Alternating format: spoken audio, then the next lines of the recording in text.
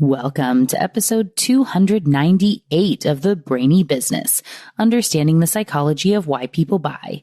Today's episode is all about the amazing sense of smell. Ready? Let's get started. You are listening to the Brainy Business Podcast, where we dig into the psychology of why people buy and help you incorporate behavioral economics into your business, making it more brain-friendly. Now here's your host, Melina Palmer. Hello, everyone. My name is Melina Palmer, and I want to welcome you to the Brainy Business Podcast. Today's episode is all about our amazing sense of smell, a refreshed episode from very, very early on in the podcast. This originally aired as number 25, and as you know, this is now number 298. I can't believe how quickly we're closing in on 300 episodes and 5 years of the Brainy Business. Crazy.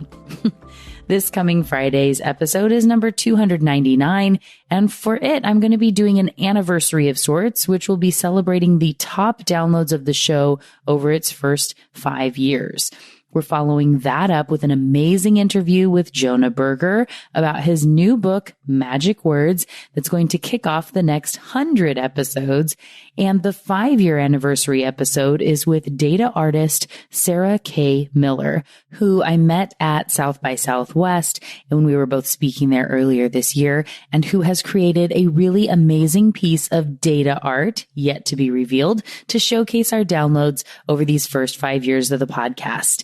Needless to say, there are a few very exciting weeks coming up here on the show. When deciding which episodes to refresh for these milestone weeks, I did quite a bit of internal debate. Should it be one of the top most downloaded episodes that I'm going to be featuring in episode 299? Episode 1 is still the most downloaded episode of the show, so it could be fun to do a throwback to the very first episode to kick off the next 100. Or perhaps episode 100, where I talked about my top insight after doing 100 episodes.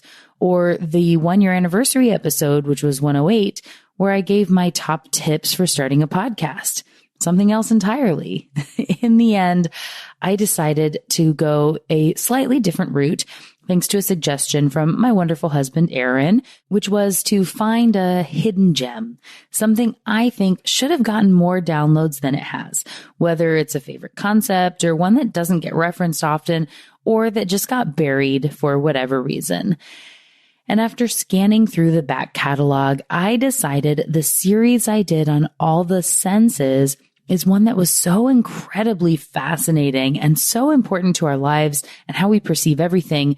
But I think it was in this really interesting pocket where it was both like too early and a little bit too late. You know, for those people that are listening just to the first few episodes and they decide to jump around, they might not make it up to 25 before they start investigating things. And it was also so early on that, downloads were just growing. So it's kind of perfectly nestled in a way that allowed it to be missed. And that was a real shame because our senses are so important. So I'm doing at least 3 of these episodes now to make sure they get another day in the sun. Today is on the sense of smell. This really was one of my very favorite episodes to write, and there are so many fascinating insights from our sense of smell that matter for brands. So here we are. We're going to talk about it today. And then next week, it's going to be on the sense of hearing. Since Jonah Berger is here talking about magic words and the impact of language, it felt like a good fit. And then before Sarah K's episode, we're going to refresh the power of touch. This one ties in closely with the idea of data art. I had actually already decided that was going to be the refresh for that week, regardless, far before deciding to do the other 2 sense episodes. So it helped to solidify the decision to refresh this one today and that one on the sense of hearing next week.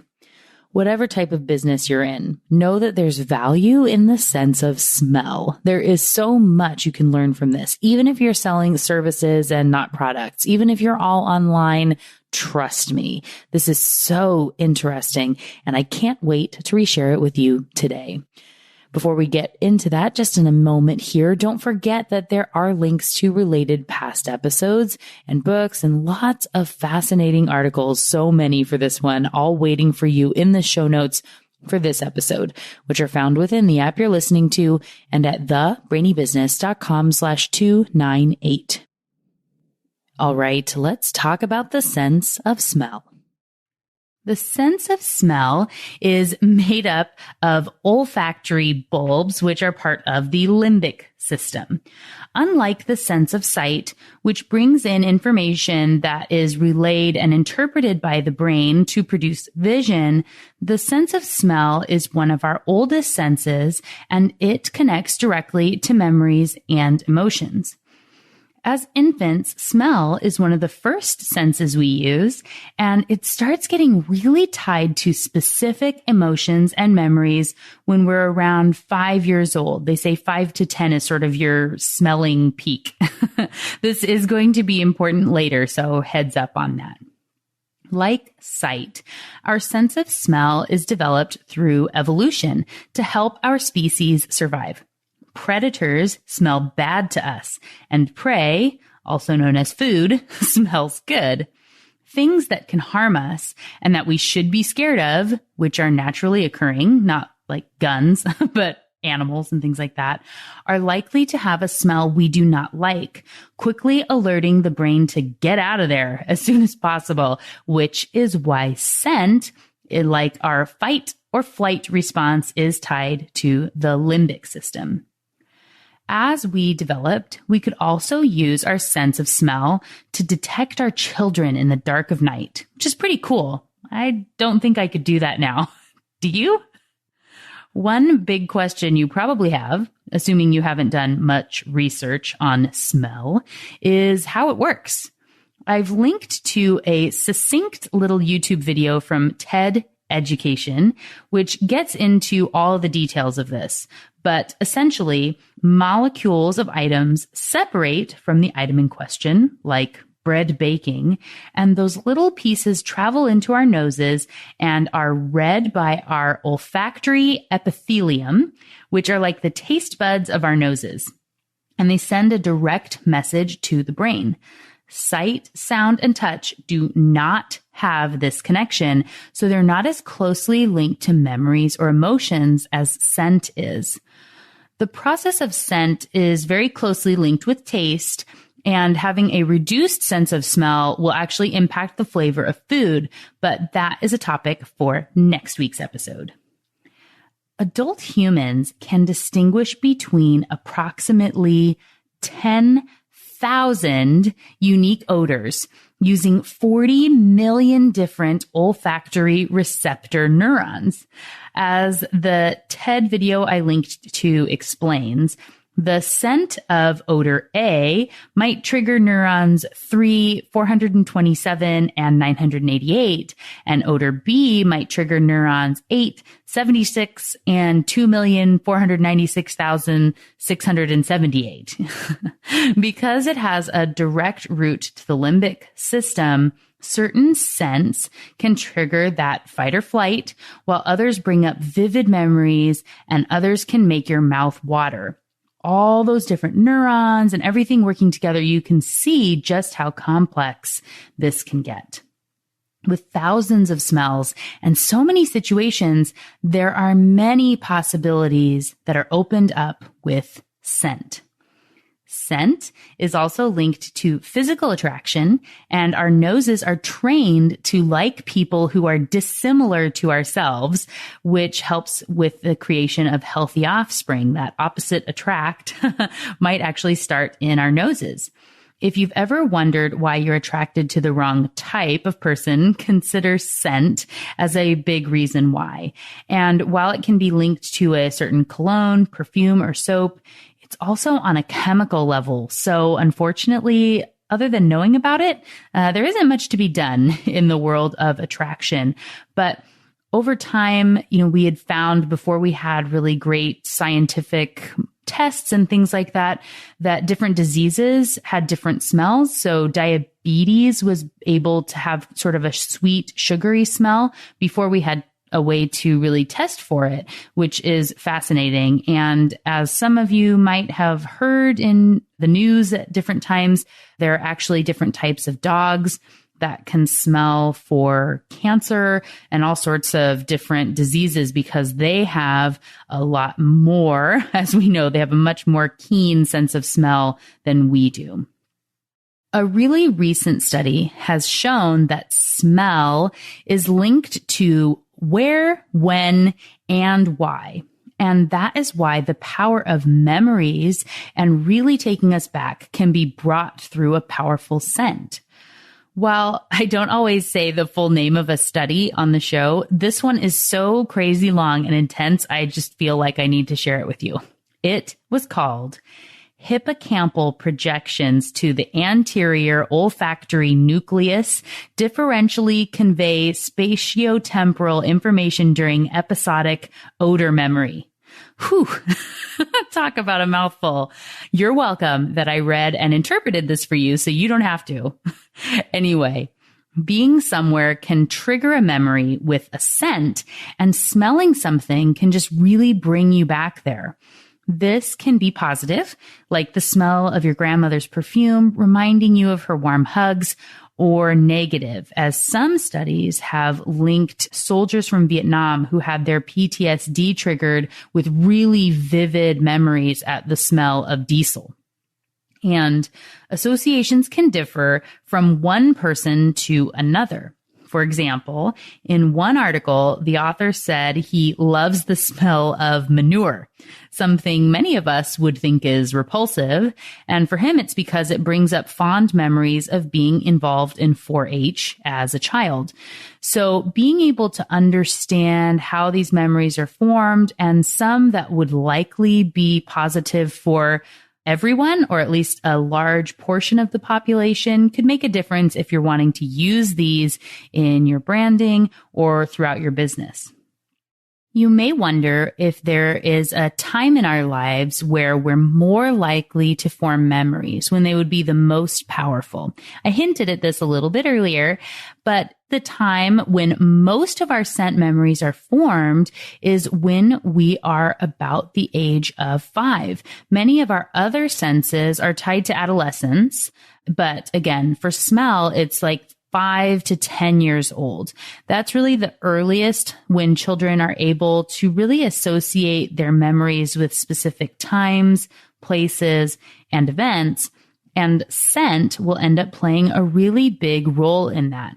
So things that we all love as children, like freshly baked cookies, can be a positive scent whenever we smell them. And that's a reason why they can help to sell homes, where you walk in and it has this really familial family bond, sort of a memory that gets triggered if you smell baking cookies. And yes, I know for any of the realtors listening, I have heard from some of you that this has sort of been overplayed, perhaps, that people think that you're trying to trick them, but it doesn't mean that their brain won't have that automatic sense, even if they think they're turning it off. You know, it's still there at the base. So that's something to keep in mind. But maybe another scent like chocolate or vanilla, which could also be associated with childhood, could have a similar impact if you didn't want to go the full-on cookies route. The ability to form associations does not stop as we get older, though. That same manure-loving author I mentioned a little bit ago talks about his time running as a teenager, which was when Polo cologne was really popular. He said he loved the smell and would really douse himself in it before he would run and visualize the running like as well as a horse, sort of a thing. And so he said to this day, the scent of Polo and sweat makes him feel 17 again. And as shown in that diesel example with the Vietnam veterans, Significantly emotional events can tie closer to the scents associated with them because memory, emotions, and scents are linked, and those can have a new connotation come up as time goes on. So you may be more likely to be triggered by something that happened later in life if it was at a particularly traumatizing time, even if you had all of this experience with diesel leading up to that moment. It made a difference as you got older and could really stick with you. Signature scents for brands or colognes are very complex. For example, Polo, the cologne I just mentioned, includes a mix of about 20 different smells, including coriander, pine, leather, jasmine, geranium, and frankincense. Also patchouli, which you may or may not have noticed was in there. If you want to find out the ingredients and notes in your favorite perfume or cologne, there is a link in the show notes. If you don't work in marketing or branding, you might not know that scent marketing and scent logos are a thing. When I say the name of some brands, though, like Abercrombie & Fitch, The Body Shop, or Lush, you might have had a smell automatically come to your mind. Did you? Other brands do this too, but they might not be quite as robust as some of the others I just mentioned. In the case of Lush, I actually have a funny story to show you the power of scent. One of my favorite restaurants is P.F. Chang's. For those of you who are not in the States, it's a very Americanized Chinese food, but they have great gluten-free options, and I'm a fan. Anyway, the location I used to visit most in downtown Seattle was next to a Lush for a long time. And for any of you unfamiliar with Lush, they sell bath products, and you've probably smelled them if you've ever walked through a mall. It is potent, to say the least. I have never purchased anything from Lush or actually gone inside of one that I can recall, and would often try to just hold my breath and kind of run past them to get to P.F. Chang's or any other destination when they were in close proximity because the scent is so powerful. So I more thought of them as an annoyance than anything, sorry Lush, and a scent keeping me away from getting to the delicious Chinese food awaiting me. And then one day, while I was traveling somewhere, I was walking through a mall or somewhere where I walked by a Lush, and I could definitely smell it, of course. And all of a sudden, I felt my mouth start to water, and I was craving P.F. Chang's. My brain had associated the scent of Lush with delicious Chinese food, even though I thought I hated it. So, just like priming from earlier in the day can impact the way someone interacts with your business, scent priming from other interactions someone has can impact the way they think of your business or how they associate your business in the world. There was a really fascinating article in Inc. magazine with some amazing results of studies incorporating scents in their brands. And I'm pretty much just going to read this list to you, but there's a link in the show notes for the full article if you want to check it out.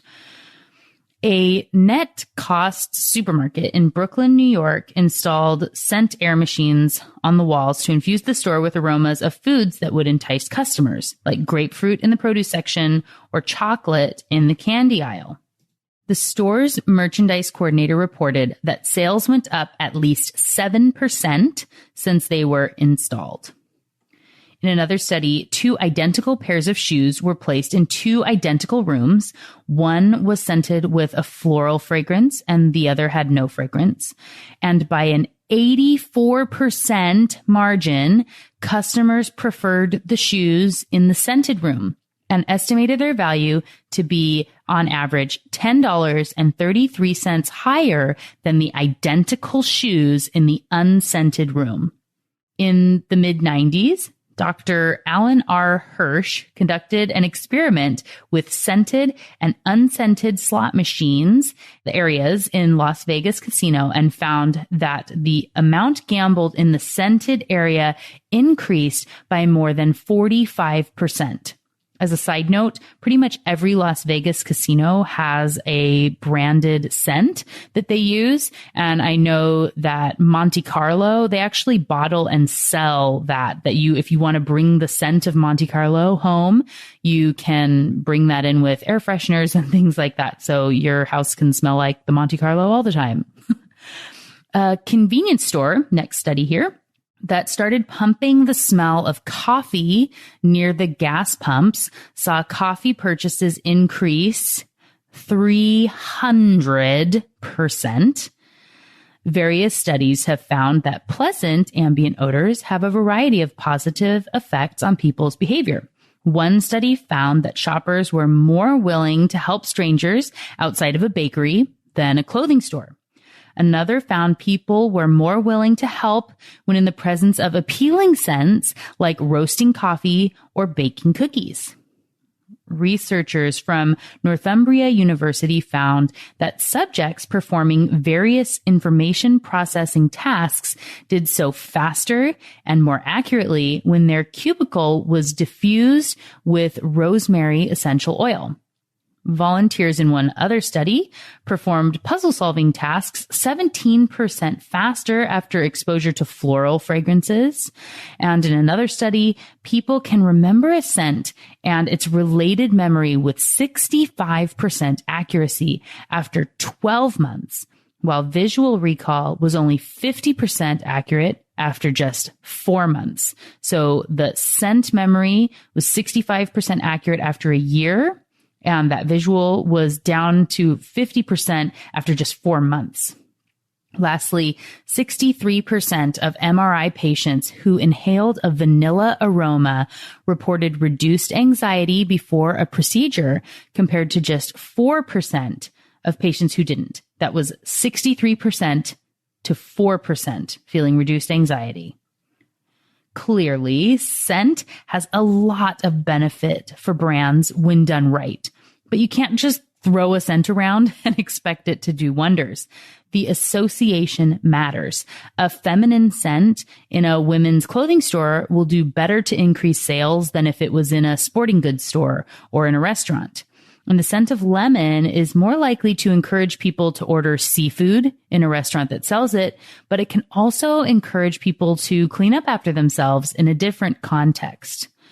If you have a physical location, the scent you infuse makes a huge difference, and you want to make sure it ties in with your goals. And know that even if there are a lot of scents in a location, you can typically only smell one item over everything else with brands that use scent marketing. For example, do you ever smell anything but coffee in a Starbucks, or hot buttered popcorn at the movie theater, or fries at McDonald's? Some of their other smells could be very powerful, like pizza, if they were allowed to emanate, but effort is put into making sure the prominent scent, the one they want to be part of their brand, the memories they want to be tying to, they want that to stand out. So that is what you smell. There are companies you can hire just like those that provide music in your location, and actually some of them offer both services, who are expert in the science of scent branding to help you choose the best signature scent for you. It does cost money, yes, but it can make a big difference when executed correctly. In one of my old jobs at the credit union, I was looking into scent marketing, and because we had orange in our branding, I wanted to make sure we used more of a citrusy scent when we were starting to look into this, to trigger the association between the color of orange and the scent of orange and how that can all come together. So there are a lot of different things you have to think about, and that's why you would want to hire an expert who knows all the different associations of what one scent could trigger in one person versus somebody else and how that impacts your brand. As you've seen from the outlined examples, this is used by hotels, airlines, grocery stores, movie theaters, restaurants, department stores, casinos, and everything in between to create an experience for the visitors. And it's not the same. So from one grocery store to the next, from one restaurant to another, from one department store or movie theater to another, it's not going to always be the same because it has to do with what they're trying to evoke. And if you're trying to buy cars, new car smell, it's a thing, right? The right smell can do wonders. One study looked specifically into hotels to determine what helped to make people want to stay at a particular chain again. Visual stimuli mattered, of course, but scent had a huge impact as well. Think about it. Have you ever walked into a hotel room that looked beautiful, but had it smell like cigarette smoke or mold or mothballs? I think we all have. And as a side note, when I said some of those words, did you feel your nose crinkle up a little? Let's try again. Moldy, mildewy mothballs. Anything? That shows the power of scent, even when you can't smell.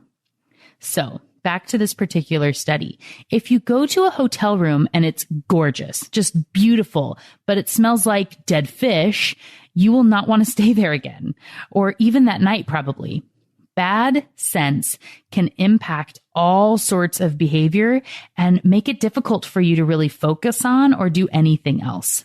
Another study found that when exposed to good smells, subjects had greater recall of brands, particularly ones they had never heard of, so fake brands that were used in the test.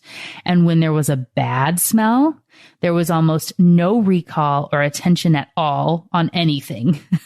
As I've said in my It's Not About the Cookie series, a good smell can be positive, but a really bad smell, like burnt popcorn in an office, can make it so everyone loses focus and can't pay attention on anything. And this is not just unique to humans. Rats have been shown to learn things faster when they are associated with scents they like. At the end of the day, our world and the way we think about it impacts everything we do. Our memories and particular scents can trigger emotions. Have you ever noticed at the holidays, like when I'm recording this episode right now, go figure, that all sorts of different types of stores, from grocery stores to craft stores or toy stores, they will have cinnamon-scented pine cones, typically, but items for sale in really large baskets or bags right by the front entry of the store. The smell is very noticeable when you walk in, and it is absolutely intentional.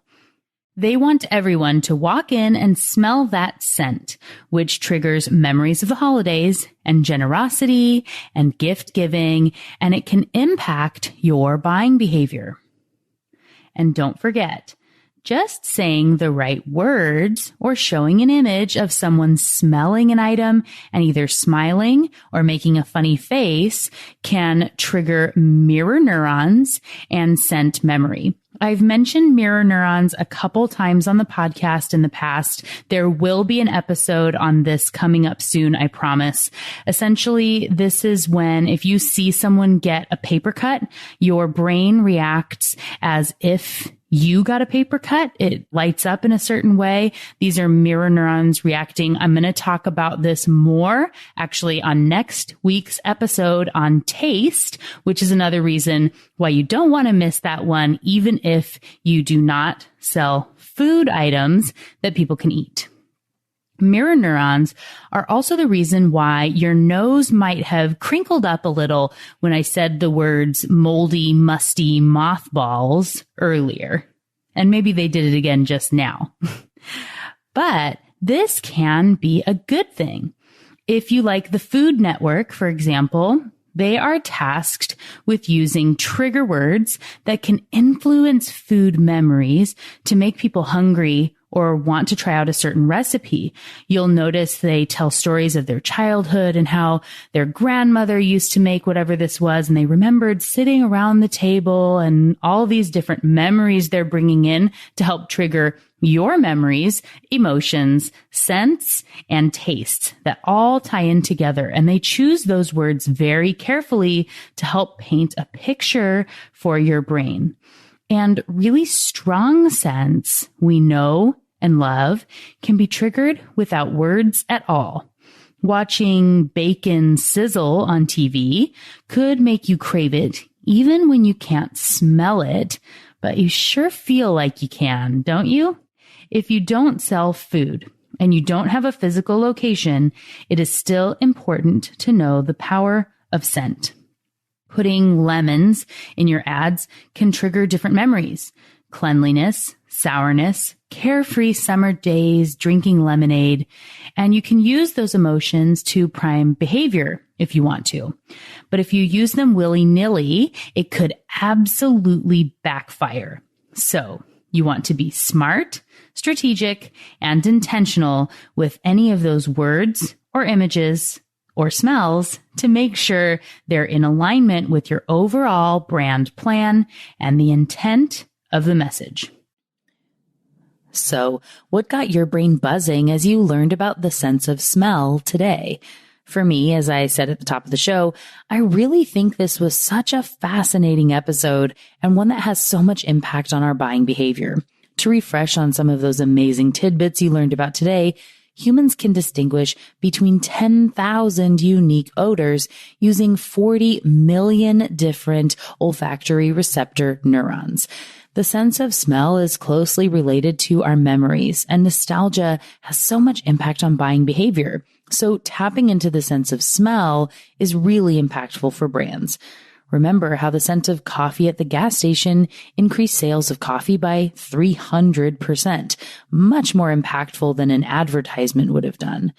And remember all the amazing impacts of specific scents: vanilla reducing anxiety, rosemary increasing productivity, lemon making you more likely to clean up or order seafood. This is why context always matters. We relate scents in a complex web, just like anything else. So understanding where you are, what you want the customer to do, where they are, what they're doing, and other key details are so important to understand when you choose scents to align with your brand experience. While you may love the scent of freshly baking cookies or hate the scent of pine trees, it's also important to know that you aren't your own top customer and you're not in the buying mindset when you're deciding what you're going to align with that experience. So you want to be sure you prime with the right scents that align with the experience or action, regardless of your own personal preferences. Unless it's to eliminate a bad odor, because that will almost never be a bad choice. To get more tips and insights on applying the sense of smell and all your senses into business, they're heavily featured in the priming chapter in part 2 of my first book, What Your Customer Wants and Can't Tell You, which is linked for you in the show notes, of course. If you want to expand your thoughts on this concept and dig in even more on the senses and how to apply them to your work, go ahead and flip to chapter 6 in your copy of What Your Customer Wants and Can't Tell You. And of course, don't forget about all those resources, including related past episodes, books, and many articles if you want to really dig in on the sense of smell. They're all waiting for you in the show notes at thebrainybusiness.com/298. And just like that, episode 298 on the sense of smell is done. Join me Friday for a brand new episode showcasing the top downloaded episodes of the first 5 years of the Brainy Business Podcast. It's going to be a lot of fun. You don't want to miss it. Until then, thanks again for listening and learning with me. And remember to be thoughtful. Thank you for listening to the Brainy Business Podcast. Melina offers virtual strategy sessions, workshops, and other services to help businesses be more brain-friendly. For more free resources, visit thebrainybusiness.com.